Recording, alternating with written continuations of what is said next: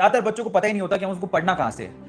ठीक है, तो चलो अब इस सवाल का जवाब मैं आपको बहुत अच्छे तरीके से देता हूं, तो बहुत ध्यान से समझना, प्लान बनाते हैं और उसको अच्छे से नोट डाउन करना आपको। ठीक है, सो केमिस्ट्री को पढ़ना कहां से है, इस सवाल से पहले यह सवाल आता है और अपने आप को ये आपको मॉड्यूल करना है कि केमिस्ट्री में पार्ट कितने हैं। क्योंकि अब डिवाइड करके देखो, ह्यूमन माइंड, आप जब भी डिवाइड करके चीजों को याद करते हो ना, ह्यूमन माइंड आपको ज्यादा अच्छे तरीके से रिस्पॉन्ड करता है। तो पहले आप क्या करो, केमिस्ट्री को 3 पार्ट में हमें ऑलरेडी डिवाइडेड है, हमको सबको पता है। तो आप उसमें सबसे पहले inorganic chemistry, then organic chemistry, then physical chemistry. जैसे मैं बोलता हूं कि जो आपका नीट का पेपर आपके सामने आएगा, आपको बायो पहले सोल्व करनी है, फिर केमिस्ट्री सोल्व करनी है, फिर लास्ट में फिजिक्स सोल्व करनी है। इसी तरह से मैं आपको बता देता हूं कि केमिस्ट्री में भी आपको सबसे पहले 3 पोर्शन में से सबसे पहले किसको सोल्व करना है, इनऑर्गेनिक केमिस्ट्री को।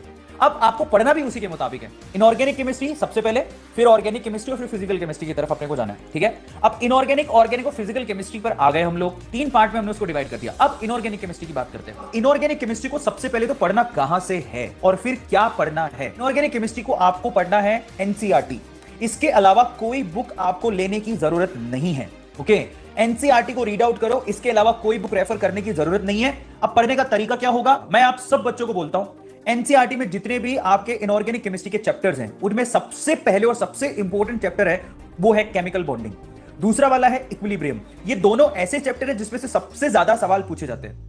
फिर उसके बाद नंबर आता है आपका S block, P block 11th, P block 12th, और पी ब्लॉक 12th तो अनइमेजिनेबली सबसे ज्यादा क्वेश्चन कवर करने वाला टॉपिक है। सो आपको जब रीड आउट करना है तो आपको ध्यान रखना है कि मुझे क्या पढ़ना है और क्या नहीं पढ़ना।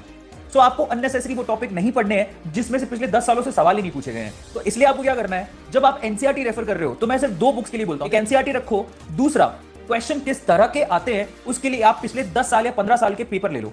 मैं आप सबको कहूंगा कि क्योंकि अभी नीट, एम्स और जिपर मर्ज हो गया है, तो मैं आपसे कहूंगा कि पिछले 10 साल या 15 साल का एम्स का बुकलेट लेके आओ, उनके क्वेश्चन की प्रैक्टिस करो, क्योंकि वो आपको सबसे ज्यादा काम देगा।